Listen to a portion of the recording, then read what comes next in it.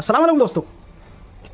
AIMIM के अलावा जितनी भी सियासी पार्टियां हैं सबके लिए एक बहुत ही ज़्यादा बुरी खबर है, जिसको मैं वीडियो में आगे चल करके बताऊंगा। पहले बात करते हैं कि मुफ्ती साहब ने आते साथ ही इनको काम करने का ढंग नहीं है। मैं नहीं था तो उनको करके बता देना था कि उनको काम करने का ढंग है। वो कर दिए होते तो इतनी हाहाकार नहीं होती शहर। जितनी भी सियासी पार्टियां जो अलग अलग तरीके से छछन वगैरह कर रही थी, उन सबको भिगा भिगा करके मारा है। लोग कश्मीर का, गोवा का, दुबई का सफर करके आए, पूरे शहर में किसी का पेट नहीं दुखा। मैं हर साल उम्रे पर जाता हूँ। गीले तौलिए में लपेट करके निचोड़ निचोड़ करके मारा है।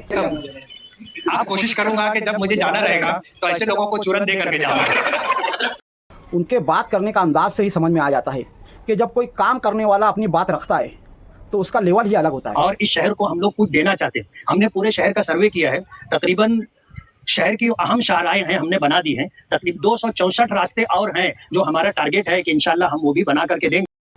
और जो काम नहीं करता है, सिर्फ और सिर्फ इल्ज़ाम तराशियां वगैरह करता है, वो लोग जब बातें करते हैं तो उनका अंदाज अलग हो जाता है। जो लोग हम लोगों को फिरका परस्तों से साठ गांठ का ताना देते हैं, उन्होंने खुद कई मरतबा सरकार अपनी मित्र पार्टियां शिवसेना बीजेपी के साथ ऐसा ऐलान उन्होंने किया था। आज तक वो बाइक मौजूद है। आज अगर वो लोग नाक लगाते हैं तो उनको आज नाक कटवा लेना चाहिए। आपने देखा होगा शहर में पिछले कुछ हफ्तों से क्या क्या हो रहा था। हर वो छोटी से छोटी चीज़ और हर वो बड़ी से बड़ी परेशानी। मालेगांव में पाइप फटने के और पानी ना आने के वाकयात हुए। लोग कहते हैं इनको काम करने का ढंग नहीं है। मैं नहीं था तो उनको करके बता देना था कि उनको काम करने का ढंग है। वो कर दिए होते तो इतनी हाहाकार नहीं होती शहर में। इसलिए मैं रहूं तो लोगों का पेट दुखता है, ना रहूं तो लोगों का पेट दुखता है। जो शहर पर आई, जिसको हल करने की बजाय जितनी भी मुख्तलिफ सियासी पार्टियां हैं, उन्होंने इस चीज़ को अपना सियासी मुद्दा बता करके इसको कभी भी हल नहीं किया। इनसे अभी तक कोई काम नहीं हो पाया। और अल्हम्दुलिल्लाह मुफ्ती साहब काम करते हैं तो उनका काम दिखता है और इन लोगों के मुंह पे ताले लग जाते हैं। इस शहर में जो लोगों की महरूमियां हैं, मूलभूत सुविधा, बुनियादी सहूलियात जिससे वो महरूम है, हमारी कोशिश ये है कि अल्लाह ताला हमें इज्जत दे, कामयाबी दे और हमें काम करने का मौका दे। मालेगांव के लोगों की इंशाल्लाह महरूमियां हम खत्म करेंगे। इन लोगों ने पहले ही अपनी ऑफिसेज वगैरह बना करके वीडियो में कूद कूद करके आ गए थे, क्योंकि इन्हें पता था कि जब मुफ्ती साहब आएंगे तो हमको कोई जगह तो होनी चाहिए जहां हम चुप करके बैठ सकें।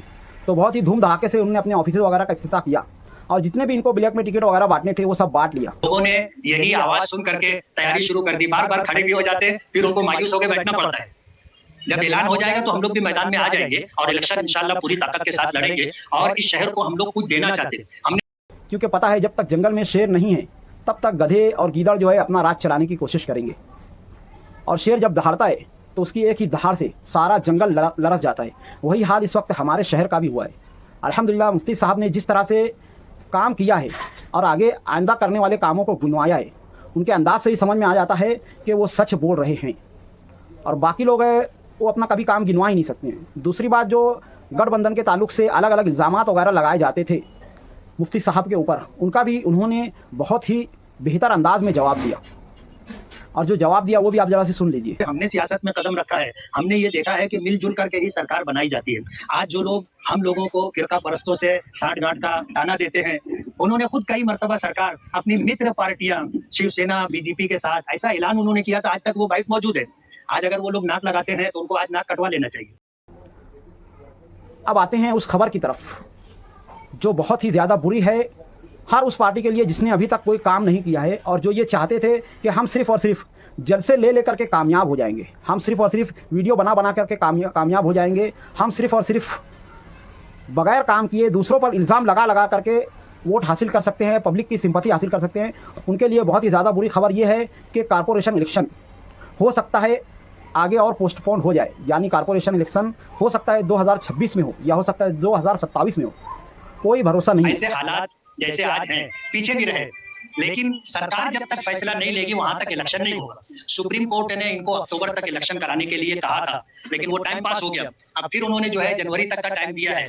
अगर सरकार इलेक्शन का ऐलान करती है तो इलेक्शन होगा, वरना इलेक्शन और आगे भी जा सकता है।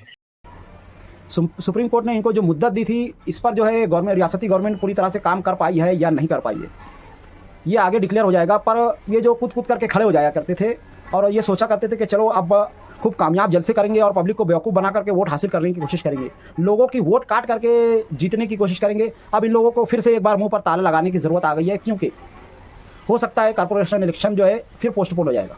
इसी तरह से पिछले कुछ हफ्तों में जितने भी शहर में परेशानियां हुई, जो भी वारदातें वगैरह हुई, इन पर अगर जितनी भी सियासी पार्टियां हैं अगर चाहती तो अपने आप को साबित करके बताती कि हाँ एमएलए नहीं है तो क्या हुआ, हम लोग शहर को संभाल सकते हैं।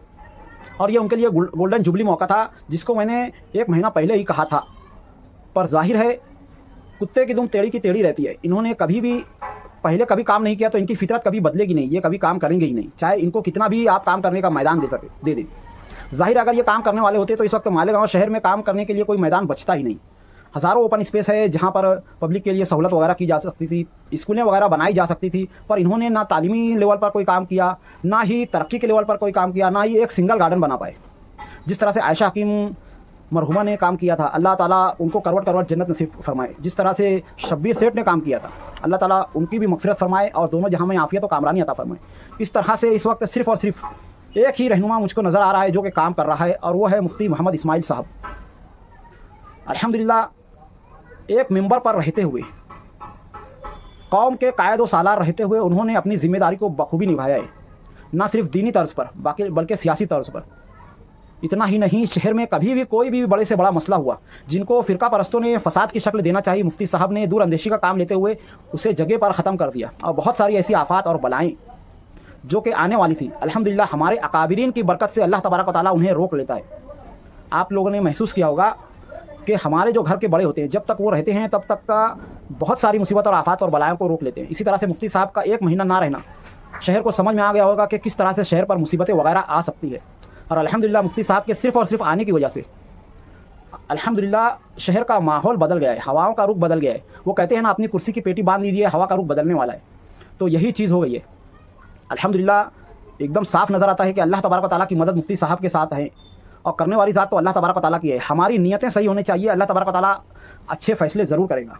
शहर के आवाम से मैं कहना चाहूँगा और ख़वास से भी कहना चाहूँगा कि मुफ्ती साहब का साथ दें ताकि शहर की तरक्की और कामरानी हो सके। ये इलेक्शन क्या है, आते रहेंगे जाते रहेंगे।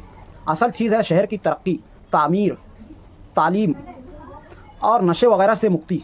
बहुत सारे लोग जो है मुझको कमेंट में ये कहा करते थे कि आप जो है लॉ बाइट के ताल्लुक से कोई बात नहीं करते हो, आप जो है ओरल के बारे में कोई बात नहीं करते हो। मैं उनसे ये कहना चाहूँगा, हमें इलेक्शन में मेयर की ज़रूरत है, असम्बली में एमएलए की ज़रूरत है, और पार्लियामेंट में हमारे एक नुमाइंदे की ज़रूरत है। किसी को मुसल्ले पर खड़ा करके उससे नमाज नहीं पढ़वाना है कि हम उसका कैरेक्टर सर्टिफिकेट देखें या उसकी ज़ाती ज़िंदगी के अंदर झांक कर देखें। हम इंसान हैं, हम खुदा नहीं है।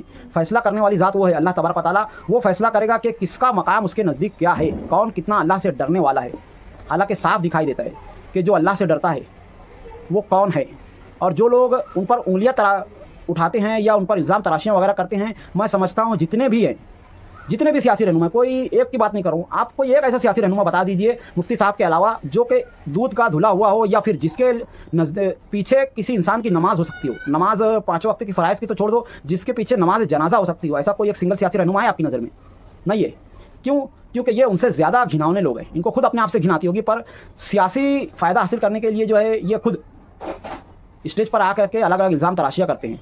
वरना आप कभी किसी की मैयत में ऐसे सियासी रहनुमा जो मुफ्ती साहब पर उंगलियां उठाते हो, दाढ़ी टोपी वाले पर उंगलियां उठाते हो, उनको बोल दीजिए कि चलो भाई आप नमाज जनाजा पढ़ा दो, वो खुद पीछे हो जाएंगे। क्यों? क्योंकि उनको खुद अपने आप से घिन आती है, और बहुत ही ज़्यादा कमीने भी होंगे। और वो अगर मुसल्ले पर खड़े हो जाएँ तो कोई बच्चा भी उनका हाथ पकड़ के पीछे कर देगा कि तुम्हारे पीछे हमारी नमाज नहीं होगी। तो आज की वीडियो के बारे में आपका क्या ख्याल है, कमेंट में ज़रूर बताएं। मिलते हैं अगली वीडियो में, तब तक के लिए खुदा हाफिज़। अस्सलामु अलैकुम व रहमतुल्लाहि व बरकातहू।